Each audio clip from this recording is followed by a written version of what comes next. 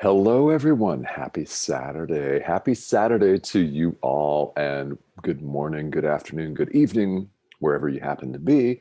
Thank you for joining me. Welcome to A Course in Miracles 365, Awakening to Love. I'm your host, Tomas Garza, and I'm here from my hotel room in Atlanta, Georgia. Now, yesterday, if you caught the live stream, we had a really wonderful, kind of fun and funny added bonus. We had a fire drill.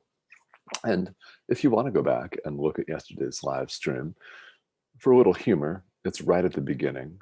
Just as I turned on the button and pressed it, we went live and we had the announcement over the intercom. And I'm happy to announce that here at the Atlanta Marriott Marquis, the fire alarm system and the public address system work perfectly well. So that's an added bonus that we throw in there for free. And then we talked about advanced level forgiveness. Oh yeah, true forgiveness, real forgiveness. There's a lot there. Gosh, there's a lot in today's workbook lesson as well. Surprise, surprise. Okay, so as we wait for people to join the feed, I just want to thank you for tuning in here. It's been really wonderful to have some of the comments and the questions. Yesterday was fantastic on that regard, and forgiveness usually is. Today's topic is going to bring up a lot as well for you. I promise. Isn't that exciting? This course brings it up for us. Why? Because we need to have it, our stuff, our drama, our psychodrama. Yeah, all of the ways that we get in our own way here as human beings, all of this needs to come up for us. So what you will have noticed in life is that until we release something, in other words, until we learn our lesson, the universe, God, Spirit, Source, continues to deliver the same opportunities for us to learn the lesson over and over again and in different ways. And it begins to get harsher and harsher to get our attention. We've all experienced that.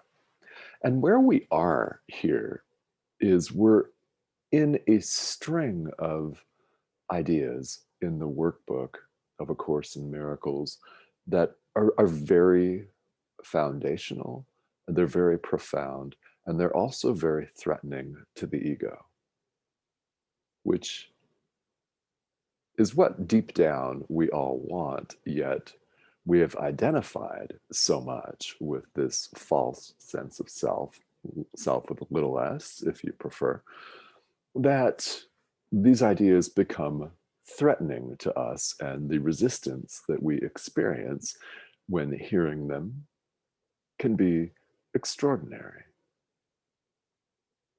Yeah, that's my word, extraordinary.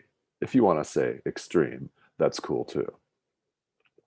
Because that's what happens. That's what happens is we feel as though these ideas are challenging the fabric of everything that we now believe. Well, they are. So, as always, I invite your comments and questions here on the comment thread. And if you're tuning in, just hop in and say hello too. If you don't have a comment or question, just say hello to us all here. The aim is to create some community here, and we're doing that here on Enlightened World Network. So your comments, questions are much appreciated. And I'll hop on them here while I'm still live in a few minutes. All right. So I feel like that's a nice semi-dramatic build-up, isn't it? All right, so here we are, lesson 135 in the workbook for students. If I defend myself, I am attacked. Well, let's unwrap this one, shall we? If I defend myself, I am attacked. Ooh, all right. So I invite you to just scan your mind really quickly. You've probably already done it. When you think of defense, self-defense, defending oneself, what do you think of? Most of us think of defending the physical body, which we've defined and we have defended as long as we've been alive, because we think that it's us. So defense thoughts take many, many forms. Defense thoughts involve trying to protect the safety of us, which we view, and to us it's quite natural, we view us, ourselves, the body, as under attack by all kinds of supposedly outside forces. I use the word supposedly deliberately because they're not outside forces, yet they appear to be. To us, they appear to be. So what we're talking about here is our thoughts. We're not talking about defending the physical body from an attacker or something. Right? That's not what we're talking about here. We're not talking about avoiding or preventing a physical assault, which you can and must do. Yes. What we're talking about is our mind.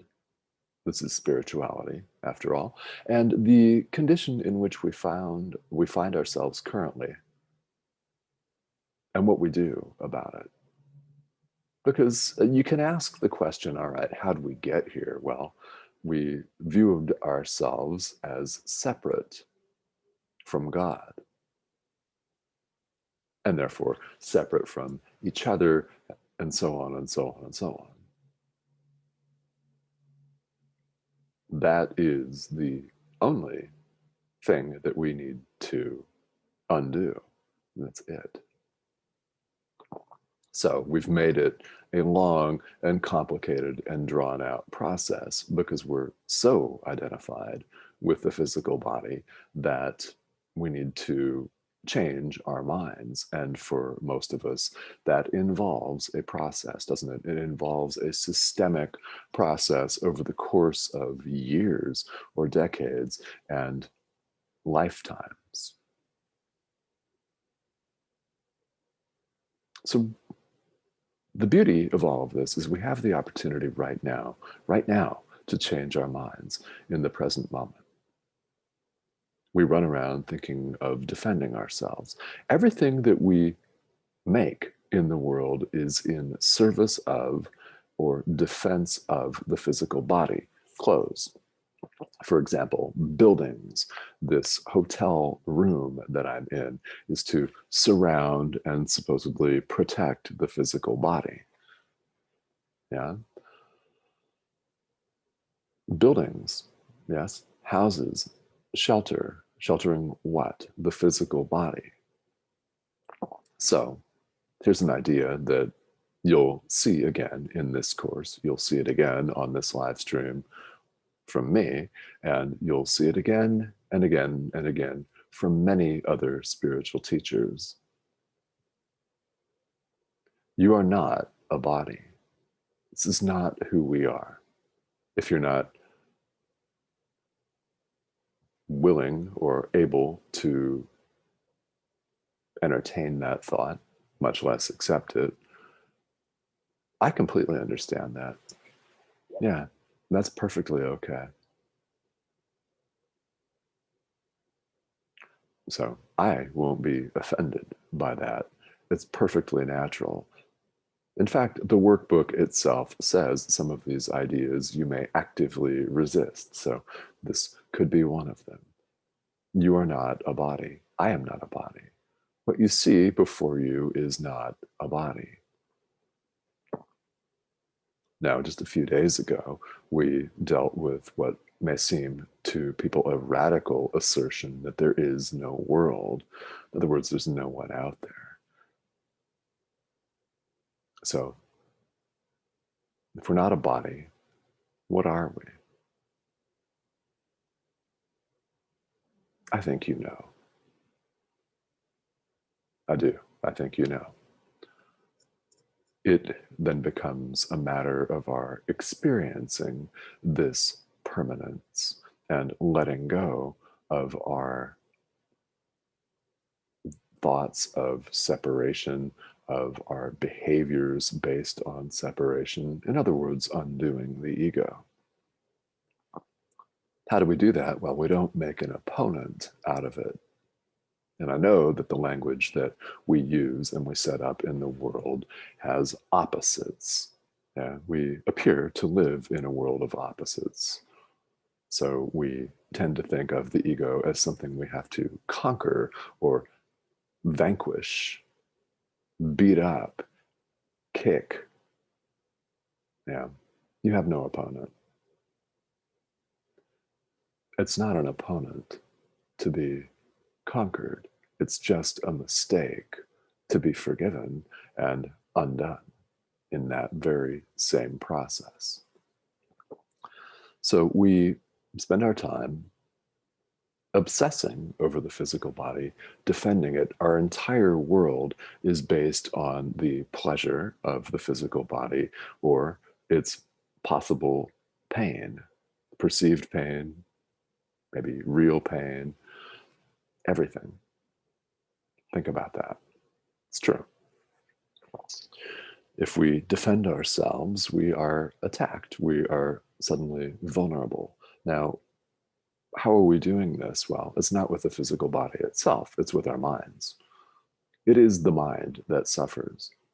Here's another idea that maybe you are resistant to, and if you are, that's okay. The body is an instrument for the mind to express itself while we appear to be here. In other words, it's a tool for teaching. It's a tool for forgiveness. It's a way to reach our fellow human beings and other beings here on this planet. It's a teaching device. It's an instrument that we could choose to place in the hands of the Holy Spirit, of God, Jesus, your guide or guides, a power greater than ourselves, in other words. What chooses that? Our mind chooses that. We've said here in the course, and we'll hear this again, that healing is actually something that takes place on the level of the mind.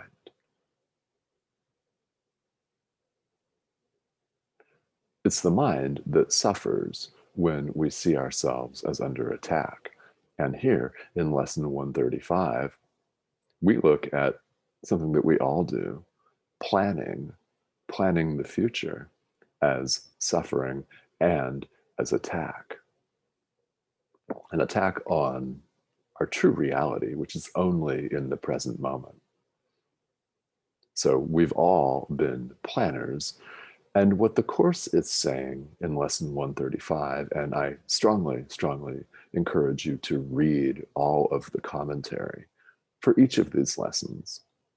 If you're working on the workbook for students, you are shorting yourself if you do not take the time to read what the Course has to say about each idea.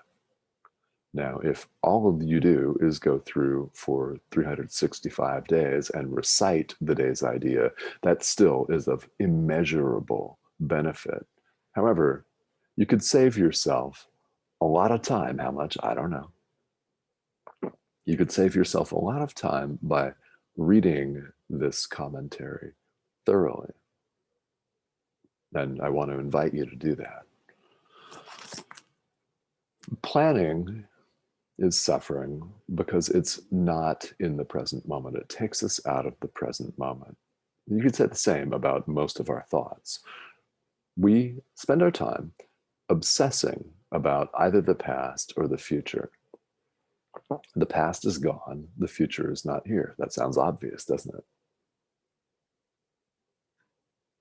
And we need to hear this again and again. The past is gone, the future is not here. Neither exists, neither one. So if that's so obvious, why do we pretend that it's not? Well, our minds are extremely powerful, as we've seen, and I hope that you may have experienced. practically experienced in your life. All of this drama that we've made, we can unmake, and it's a choice that we make right here in the present moment.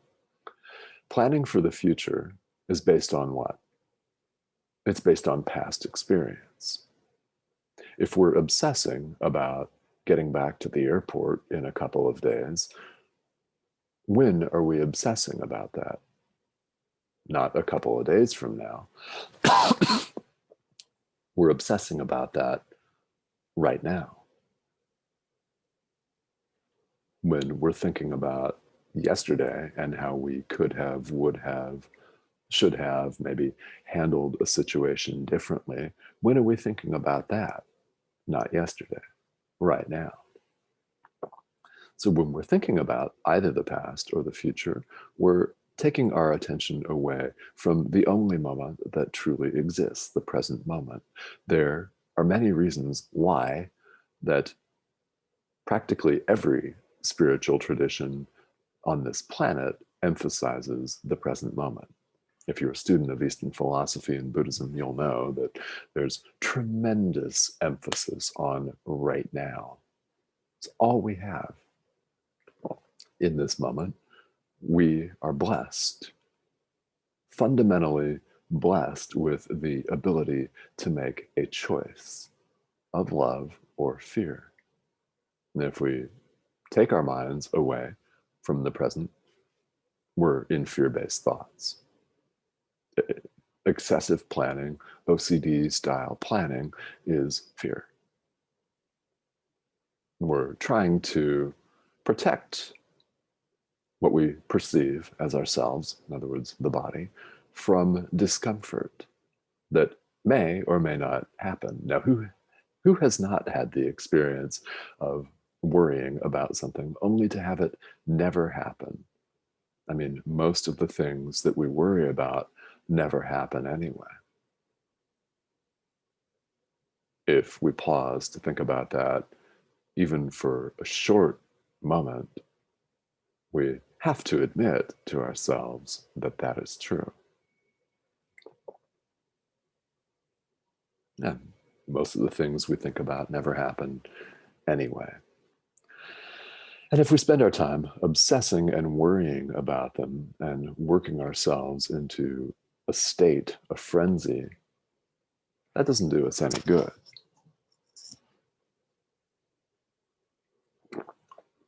Hotel cups. So how then do we go about our lives? Well, the Course is very clear. Ask your guide to show you the way, what to do, what to say.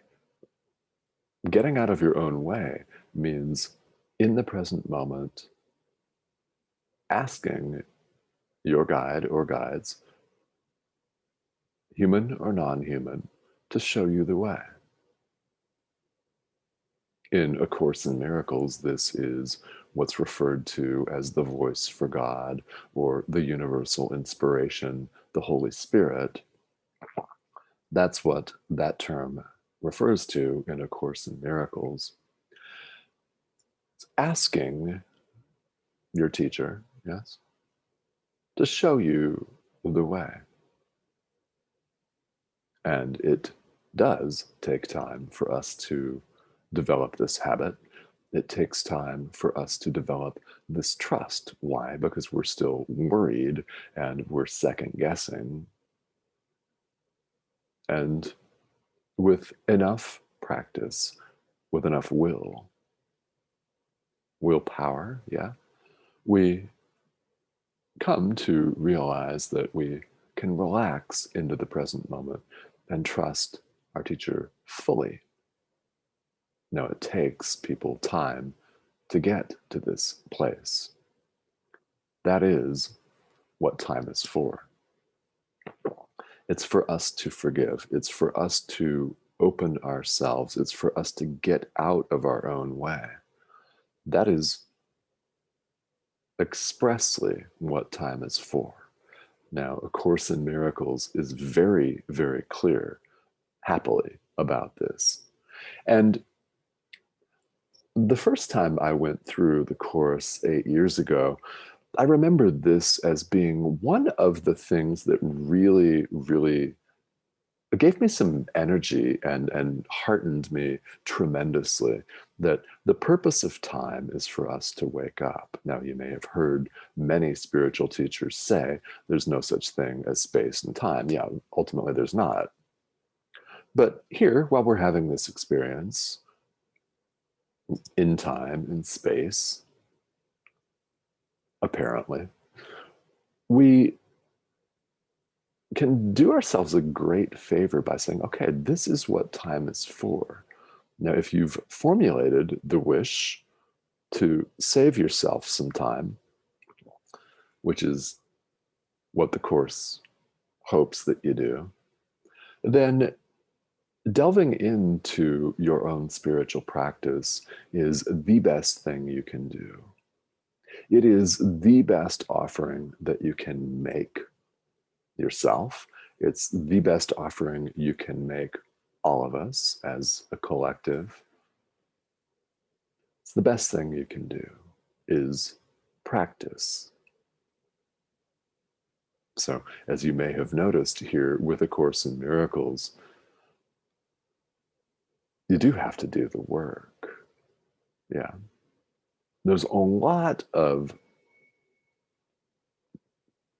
practices out there that bear the name of spirituality that kind of distract us, don't they?